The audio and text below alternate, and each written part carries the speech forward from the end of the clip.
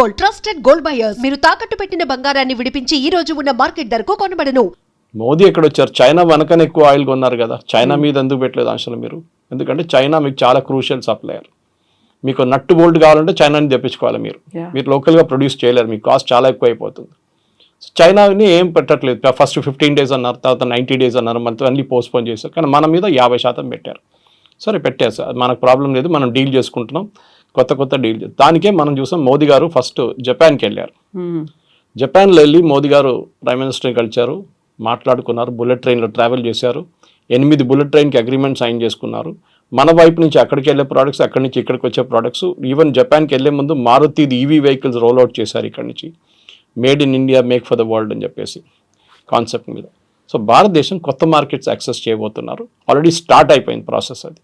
So అక్కడే ట్రంప్కి పెద్ద problem వస్తుంది. ట్రంప్ ఏమనుకున్నారంటే మెక్సికో లాగానో కెనడా లాగానో కొంచెం స్క్వీజ్ చేస్తే భారతదేశం ఏడుస్తుంది, సరెండర్ అయిపోతారు. కానీ ఇప్పుడు చూస్తున్నాం మనం, మోదీ గారు అసలు పట్టించుకోవట్లేదు. సో ఇలాంటి కండిషన్లోనే అసలు మోదీ పట్టించుకోవట్లేదని తెలిసిన తర్వాత అక్కడ ఒక క్రై అనేది వినిపిస్తోంది, ఒక భిన్నమైనటువంటి వాదనలు ఉన్నాయి. అయ్యో అనేటువంటి భావనతో పాటుగా ఎలా అయినా మళ్ళీ భారత్ మా కాళ్ళ దగ్గరికి వస్తుంది అనేటువంటి ఒక భావన ముందు కనిపించింది. కానీ అది మెల్లిమెల్లిగా డైల్యూట్ అయిపోయినట్టుంది కదా. చైనాలో జరిగినటువంటి యుఎస్ ప్రెసిడెంట్ అడ్వైజర్ ఒకరు ఉన్నారు, నవారో అని చెప్పి, Peter Navarro. He is actually an agent. Is official diplomat కాదు ఆయన, అఫీషియల్ ఫైనాన్స్ పర్సన్ కూడా కాదు. ట్రంప్ వాళ్ళ ఏజెంట్ ఆయన అపార్ట్మెంట్లు అమ్ముతుండే, రియల్ ఎస్టేట్ అమ్ముతుండే. ట్రంప్కి వచ్చిన అడ్వైజర్గా తీసుకొచ్చారు ఆయన్ని. నెగోషియేటింగ్ చాలా బాగా చేస్తాడు కదా రియల్ ఎస్టేట్లో, మనం దీంట్లో పెట్టుకుందాం అని చెప్పి. మొన్న ఒక స్టేట్మెంట్ చూశారు, Brahmins are making money out of selling Russian oil అని చెప్పి. అది యూజువలీ వీళ్ళు బాస్టన్ బ్రాహ్మిన్స్ అని యూజ్ చేస్తారు. కానీ మన దాంట్లో అది entire thing got back fired. ఎందుకంటే ఇదే కాన్సెప్ట్ రాహుల్ గాంధీ యూజ్ చేస్తున్నారు. బ్రాహ్మిన్స్ అన్ని ఉద్యోగాలు తీసుకెళ్ళిపోతున్నారు, బ్రాహ్మిన్స్ ఆర్ డబ్బులు అని మనకు తెలుసు. బ్రాహ్మిన్స్ రియల్ ఎస్టేట్ మన అందరికి తెలుసు. ఓకే, వాళ్ళు ఏ పరిస్థితిలో ఉన్నారు మన అందరికి తెలుసు. నేను ఇవాళ ఒక విద్యాశ్రమంకి వెళ్ళి వచ్చాను, చూశాను నేను అక్కడ వేద పాఠశాలలో. వాళ్ళ పరిస్థితి చాలా దారుణం ఉంది వాళ్ళది.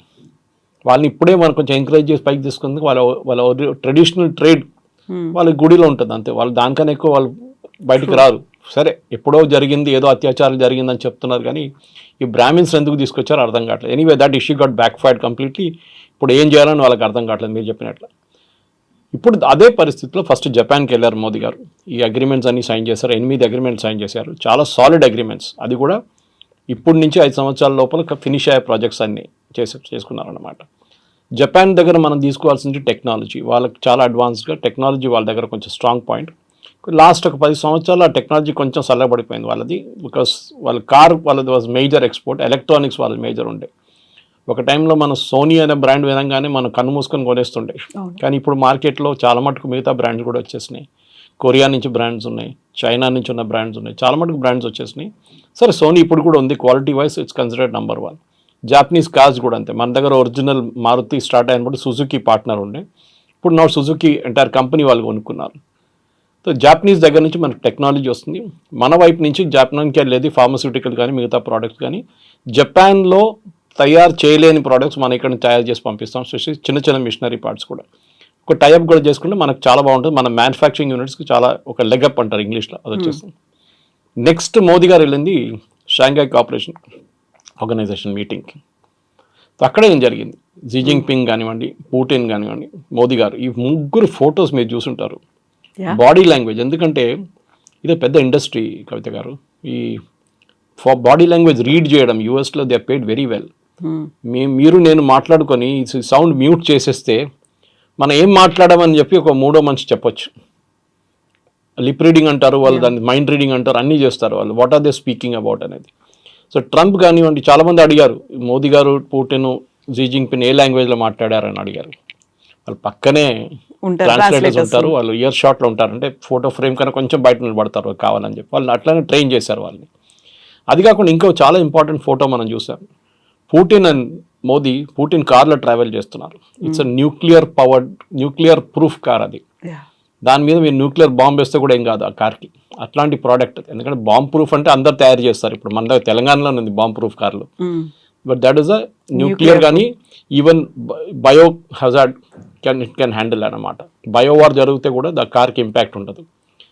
మోదీ కోసం ఫస్ట్ మనం చూసే ఒఫీషియల్ న్యూస్ ఇది, మనం పర్సనల్ చెప్పట్లేదు, ఏదో బీజేపీ వాళ్ళు చెప్పారు, ఆర్ఎస్ఎస్ వాళ్ళు చెప్పలేదు. కానీ పుటిన్ 10 నిమిషాలు మోదీ గారి కోసం వెయిట్ చేశారంట. కొంచెం లేట్ అయిపోయింది మోదీ గారు రావడానికి హోటల్ నుంచి.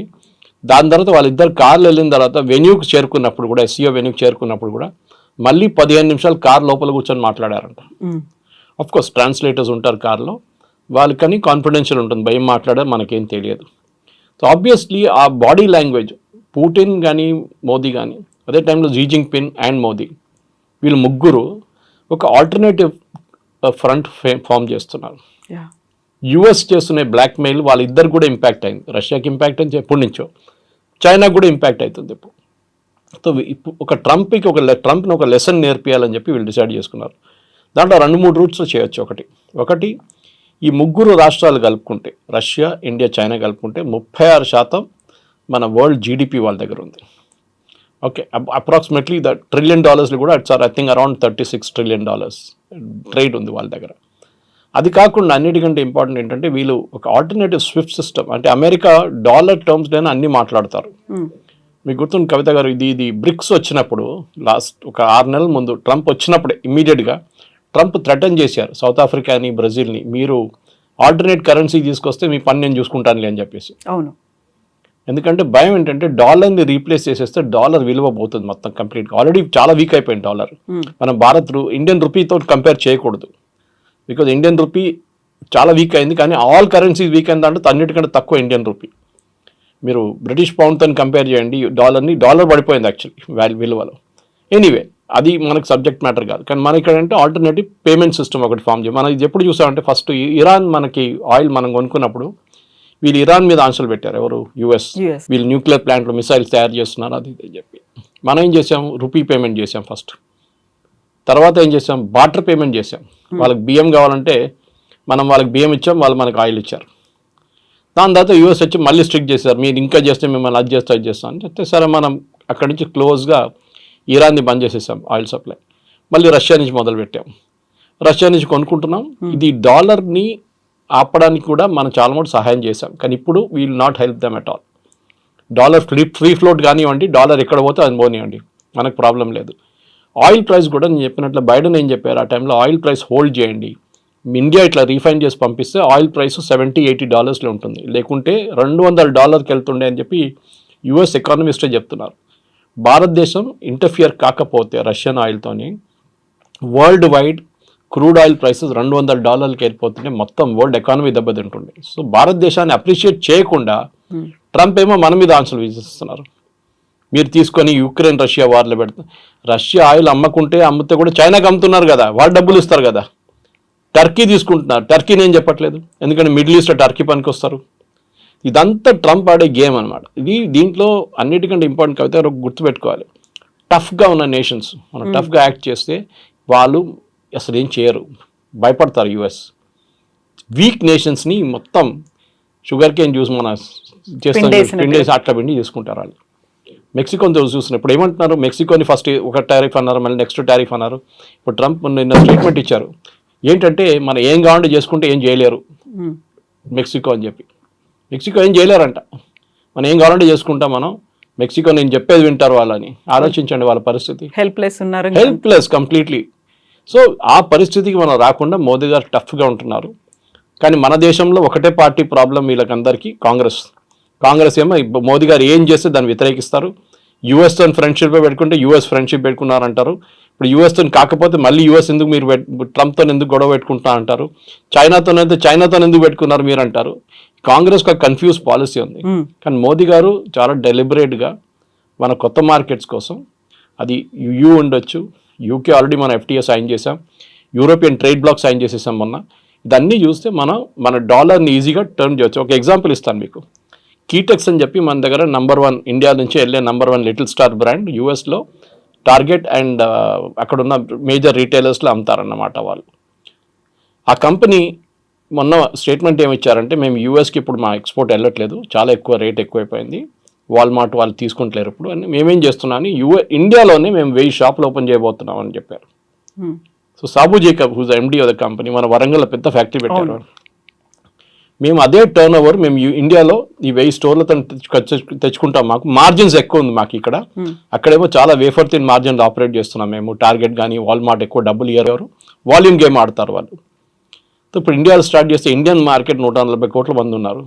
We can sell the same product good price here in India అంటున్నారు వాళ్ళు. సో మన ఎకనామిక్ టైమ్స్లో కూడా ఒక ఆర్టికల్ వచ్చింది దాని గురించి. సో ఓవరాల్గా ఇప్పుడు ఏమైపోతుందో డొమెస్టిక్ మార్కెట్ మీద కూడా చాలా కాన్సన్ట్రేట్ చేస్తున్నారు మోదీ గవర్నమెంట్. దానికోసం జిఎస్టీ రేషనలైజేషన్ వస్తుంది. ఇప్పుడు జిఎస్టీ రేషనలైజేషన్ చాలా ప్రోడక్ట్ 0కి వెళ్ళిపోతుంది, లేకుంటే 5 లేకుంటే 18, ఈ 3 బ్యాండ్లో ఉండిపోతుంది అనమాట. సో డొమెస్టిక్ కన్సంప్షన్ కూడా పెంచితే మనం డెఫినెట్గా ఇంకా కొత్త మార్కెట్లు చైనా ఉండొచ్చు, రష్యా ఉండొచ్చు, యూరోప్ ఉండొచ్చు.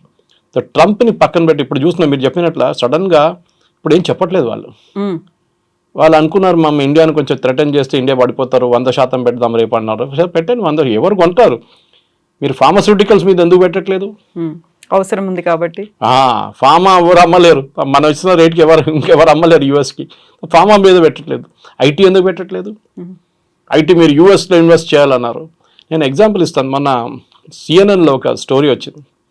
యూఎస్కి షవర్ హెడ్స్, అంటే మన షవర్కి హెడ్స్ పాయింట్ ఉంటుంది కదా, అది చైనా నుంచి చాలా ఇంపోర్ట్ చేసుకుంటారు యూఎస్ కంపెనీస్ అందరూ. వాళ్ళ పేర్లు పెట్టి అమ్మేసుకుంటారు యూఎస్లో.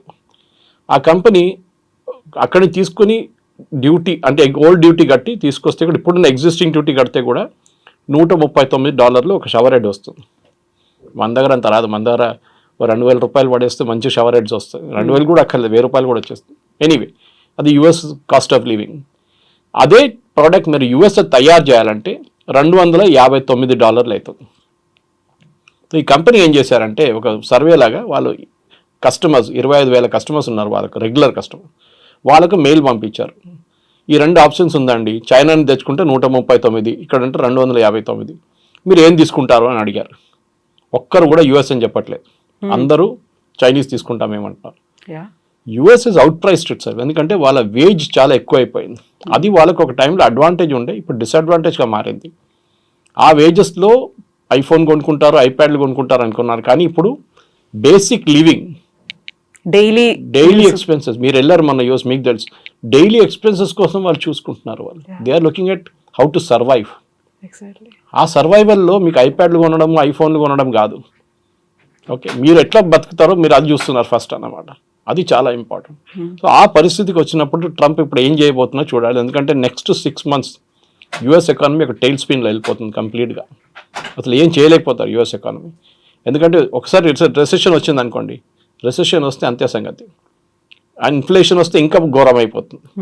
ఈ 2 ఫ్యాక్టర్స్ వస్తే యూఎస్లో, ఎందుకంటే ఇప్పుడు మీరు అమ్ముతున్న ప్రోడక్ట్, ఇప్పుడు ట్రంప్ వాళ్ళ అడ్వైజర్స్ ఏమంటున్నారు, మేము ఎంత $4 trillion ఈ 10 సంవత్సరాలు వీ కెన్ గెయిన్ అంటున్నారు. ట్రంప్ ఉండబోయేది 4 సంవత్సరాలు, మీరు 10 years గురించి ఎట్లా మాట్లాడతారండి మీరు? ఇంకో గవర్నమెంట్ వస్తారు, ఇంకో పార్టీ రావచ్చు, ఇంకేమైనా కావచ్చు, రేపు వీళ్ళ ప్రెసిడెంట్ వస్తే తీసేస్తాడు డ్యూటీలన్నీ. 4 trillion ఎవరు కడతారు? వాళ్ళ కంపెనీలు కడుతున్నారు. ఇండియా నుంచి మనం ఒక టీషర్ట్ పంపిస్తున్నప్పుడు $50 అనుకోండి, $50 మీద 50% పెడితే $75 అయిపోతుంది. $75 ఎవరు కడుతున్నారు? ఎక్స్ట్రా $25 కట్టేది అమెరికన్ కన్జ్యూమర్. కంపెనీ కడుతున్నారు, కంపెనీ అమ్మేటప్పుడు మళ్ళీ ఆ డబ్బులు సంపాదించుకుంటారు వాళ్ళు. సో ద ఫైనల్ లాస్ జరిగేది అమెరికన్ కన్జ్యూమర్ మీద. అది ఇప్పుడు కాదు, ఒక 2 నెలల్లో ఇప్పుడు తెలిసిపోయింది ఆల్రెడీ. ఇక్కడి నుంచి ఇంకా ముందుకు వెళ్తూ కంప్లీట్గా ఒక యూఎస్కి అక్కడున్న కన్జ్యూమర్కి ఇన్ఫ్లేషన్ మినిమం ఒక double-digit ఫిగర్లో వచ్చేస్తుంది. సో మనం ఇప్పుడు ఒక సేఫ్ గేమ్లో ఉన్నాము, మన స్ట్రాటజీ కూడా is going to work out. Yes, see అది ఎట్లా అంటే మెచ్యూర్ అప్రోచ్ ఉండాలి. ఇప్పుడు మనం మెచ్యూర్ అప్రోచ్ అంటే ప్యానిక్ చేయకూడదు. మనం చూసాం 50% పెట్టగానే ఉద్యానాలు బంద్ అయిపోయింది, తిరుపూర్ బంద్ అయిపోయింది, సూరత్ బంద్ అయిపోయింది, కంపెనీలు అన్నీ మూసేస్తున్నారు, కాన్పూర్లో మూసేస్తున్నారు అన్నది కాదు. ముందు యూఎస్ మార్కెట్ ముందు మనకు మార్కెట్లు ఉండే కదా. మీరు యూఎస్కి ఎందుకు వెళ్ళారు? మీకు వాల్యూ కొంచెం ఎక్కువ దొరుకుతుంది. మీకు $5 వెళ్ళే ప్రోడక్ట్కి మీరు ఇండియాలో అమ్ముకుంటే అదే $10 మీరు యూఎస్లో అమ్ముకోవచ్చు. దానికోసం మీకు ప్రాఫిట్ కొంచెం ఎక్కువ ఉంటుందని మీరు అక్కడికి వెళ్ళారు. కానీ రిస్క్ ఉంటుంది ఇట్లాంటిది. రేపు యూఎస్ మార్కెట్లో డబ్బు లేదనుకోండి కొనడానికి, ఎవరు కొనరు. Your product will remain on the shelf. Exporter అక్కడ ఇంపోర్ట్ చేస్తున్నాడు, బంద్ చేసేస్తాడు మార్కెట్, ఖతం అయిపోయిందని దివాలా అయిపోతాడు. సో దాట్ పొజిషన్కి రాకుండా మనం మెచ్యూర్గా రియాక్ట్ అయ్యాం. ఈ రీజనల్ కోఆపరేషన్తో చైనా కానివ్వండి, రష్యాతోని కోఆపరేట్ చేసుకుంటే మనం చేసుకుంటే మన మార్కెట్ క్రియేట్ చేసుకోవచ్చు ఇక్కడే. చైనాతో మనకు చాలా ప్రాబ్లమ్స్ ఉన్నాయి, లేదని లేదు. బార్డర్ ప్రాబ్లమ్స్ చాలా ఉంది, రిజాల్వ్డ్ ఇష్యూస్, అన్రిజాల్వ్డ్ ఇష్యూస్ ఉన్నాయి. కానీ నమ్మకమైన మిత్రుడా అనేటువంటి డౌట్ వస్తుంది కదా. అది ఇంగ్లీష్లో అంటారు, యువర్ ఎనిమీస్ మై ఫ్రెండ్ అంటారు. Yeah. ఓకే, మీరు ప్రయారిటీ ఏంటి ఇప్పుడు? ఓకే, నమ్మకం ఉందంటే ఎవరు నమ్మచ్చు? యుఎస్ నమ్మచ్చా? నమ్మలేం కదా. 71లో ఇదేలాగా మన మీద శాంక్షన్స్ పెట్టారు. వాజ్పేయి గారు పోఖ్రాన్ 2 చేసినప్పుడు శాంక్షన్స్ పెట్టారు. Sanctions, not tariff. శాంక్షన్స్ అంటే మీరు కొనలేరు, అమ్మలేరు, ఆంక్షలు కంప్లీట్గా. ఆలోచించండి, థమ్స్అప్ ఎట్లా వచ్చింది పైకి? ఆ స్టోరీ ఇంకోటి ఇది. దట్ ఈస్ బికాజ్ కోకోకోలాని జార్జ్ ఫెర్నాండెస్ భారతదేశం తరిమి కొడితే థమ్స్అప్ పైకి వచ్చింది ఆ టైంలో. మన డొమెస్టిక్ ప్రొడక్ట్స్ ఎన్ని క్రియేట్ చేసాం మనం అట్లాంటిది. ఇప్పుడు యుఎస్ ప్రొడక్ట్స్ ఎన్ని వాడుతున్నాం మనం? రెస్టారెంట్ పాసిబ్లీ మెక్డానల్డ్స్ కానివ్వండి, కేఎఫ్సీ కానివ్వండి, పెప్సీ కానివ్వండి, కోక్ అని అనొచ్చు. మిగతా ఏం కొంటున్నాం మనం US products? We don't have any major share. Nike shoes అని చెప్పొచ్చు. Okay, they are all made in India. ఇప్పుడు రాయల్టీ చేస్తున్నారేమో, అది ఇంకో మాట. అది కానీ the main point right now, భారతదేశానికి కొత్త మార్కెట్స్ ఓపెన్ అయి చేస్తున్నారు. మోదీ గారు టిపికల్ సేల్స్ మెన్ లాగా తిరుగుతున్నారు. అదే ప్రధానమంత్రి పని, ప్రెసిడెంట్ పని అదే. ఏ దేశమైనా చూడండి, మ్యాక్రాన్ ఇండియాకి వచ్చినప్పుడు ఫస్ట్ వాళ్ళ ఎయిర్క్రాఫ్ట్ అమ్మడానికి ట్రై చేస్తారు. ట్రంప్ ఇక్కడ వెళ్తే వాళ్ళ ప్రోడక్ట్స్ అమ్మడానికి ట్రై చేస్తారు. జాపనీస్ ప్రైమ్ మినిస్టర్ అన్నప్పుడు వాళ్ళ కార్లు, వాళ్ళ ఎలక్ట్రానిక్ ప్రోడక్ట్స్ మార్కెట్ చూసుకుంటారు. That is the job. ఇప్పుడున్న ప్రధానమంత్రి కానీ ప్రెసిడెంట్స్ కానీ అంటే యాక్చువల్ రోల్లో ఉన్న వాళ్ళు, నాట్ ద సెరమోనియల్ రోల్. మన దగ్గర president is a ceremonial role, కానీ prime minister is an active role. వాళ్ళ పని ఇది. వాళ్ళ దేశంలో ఉండే తయారు చేసిన ప్రోడక్ట్స్ని ఇంకో మార్కెట్లో అమ్మడానికి ప్రధానమంత్రి is the best sales men. ఆయన చేయనియండి, 6 నెలలు వెయిట్ చేయండి, అప్పుడు చూడండి. తర్వాత ట్రంపే దిగొస్తారు. 6 నెలలు అక్కర్లేదు, 3 నెలలు దిగొస్తారు. ఎందుకంటే ఇక సీన్ దట్ బ్లాక్మెయిల్ పనిచేయట్లేదు, వీళ్ళు పట్టించుకోరు మమ్మల్ని. మళ్ళీ ఏం చేసుకుంటాం మనం? చలో జానేదో అని చెప్పి మళ్ళీ రిటర్న్ తీసుకుంటారు. లేకుంటే వాళ్ళు రష్యాతో వెళ్ళిపోతాడు, చైనాతో వెళ్ళిపోతారు, మాకు ఇంకా పెద్ద ప్రాబ్లం అదని చెప్పేసి. ఇక ట్రంప్కు అన్నిటికంటే పెద్ద భయం అది ఒకటే. వీళ్ళు ముగ్గురు కలిస్తే ఇంకొక ఆల్టర్నేట్ బ్లాక్ అయిపోతుంది. అది చాలా పెద్ద థ్రెట్ యూఎస్కి అనమాట. సో దానికోసం he will have to do a climb down. Problem is ట్రంప్కి సొంత ఒపీనియన్ లేదు. వాళ్ళ చుట్టుపక్కల అడ్వైజర్స్ ఉన్నారు చూడండి, ఆల్ హాట్ హెడెడ్ ఫెలోస్. వాళ్ళు ఇస్తున్న అడ్వైజ్ మీద నడుస్తున్నారు. బాంబు వేయాలంటే బాంబు వేసేస్తాడు, బాంబు వద్దంటే బాంబు తీసేస్తాడు, 25 పెట్టమంటే 25 పెడతాడు, 50 తీస్తే 50 తీసేస్తాడు. ఒక స్టెబిలిటీ లేదు. ఈవెన్ యుఎస్ కంపెనీస్ అదే అంటున్నారు. యుఎస్ కంపెనీ మొన్న కూడా 2 గైడెన్స్ ఇచ్చారు. వాళ్ళు ఏమంటున్నారు, వీ నీడ్ ప్రెడిక్టబిలిటీ. మీరు స్టేబుల్గా చేయండి, చేయొద్దని చెప్పట్లేదు, ట్రంప్ గారు అంటున్నారు. కానీ బీ స్టేబుల్ అబౌట్ ఇట్. ఒక మాట ఒక వారం అంటారు, మళ్ళీ నెక్స్ట్ వీక్ వచ్చి ఇంకో మాట అంటారు. ఒక ప్రెసిడెంట్ కానీ, ఎస్పెషల్లీ యూఎస్ ప్రెసిడెంట్ కానప్పుడు చాలా స్టేబుల్ ఉండాలి థింకింగ్లో. ఎందుకంటే మీ చెప్పిన ఒక్కొక్క వర్డ్ ఇంటర్నేషనల్ మార్కెట్లో చాలా పెద్ద రామిఫికేషన్ క్రియేట్ చేస్తుంది. సో దానికోసం ట్రంప్ని ఇప్పుడు ఎవరు సీరియస్గా తీసుకుంటలేరు. So much so vice president మొన్న జేడీ వాన్స్ ఒక స్టేట్మెంట్ ఇచ్చినప్పుడు అందరూ ఎక్సైట్ అయిపోయారు. ట్రంప్కి ఏమైనా ఉంటే నేను ఉన్నాను కదా, నేను ప్రెసిడెంట్ అయిపోతానన్నారు. ఎమర్జెన్సీ టైంలో ఐఎమ్ దేర్ అనే మాట ఆలోచించండి. I mean why did you have to say it? ఎందుకు చెప్పారో ఎవరికి అర్థం కావట్లేదు.